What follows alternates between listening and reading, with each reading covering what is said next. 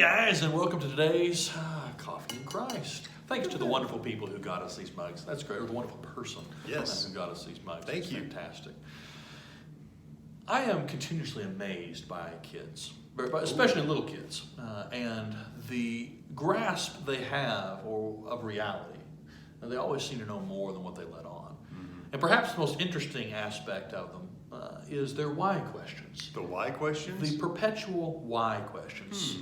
And what I find interesting is the way those why questions can go from one extreme to the other just like that. Like how? Like going from, why is the sky blue? Something simple. Why is there a rainbow? Why are there colors?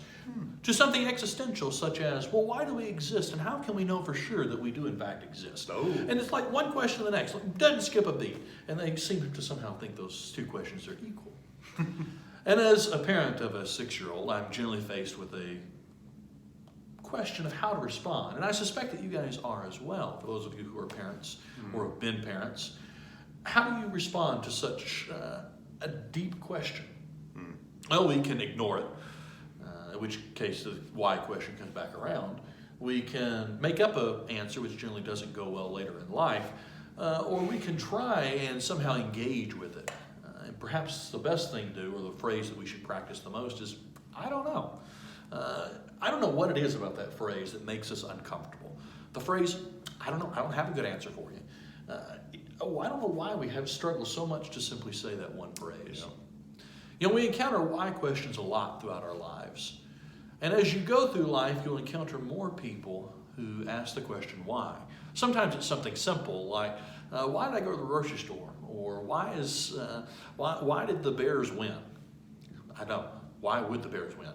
But then there's a more deeper question. And that is with regards to loss and crisis of why is this happening? What happened to my loved one? Why?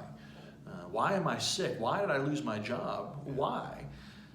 And we have a tendency, because we want to be able to help these people. We want to have something to make them feel better, and it comes from a good place, but we feel a little nervous, and so we rush to give them an answer, and generally that's not very helpful.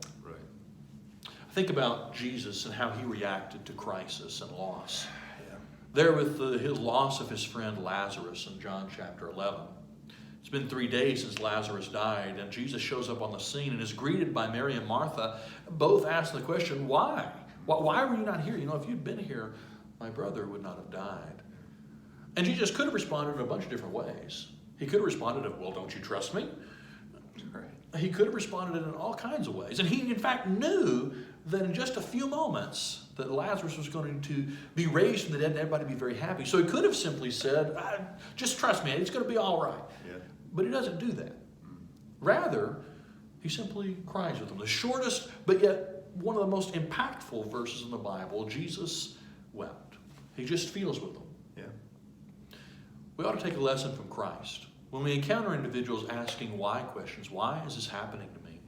Why has this occurred in my life?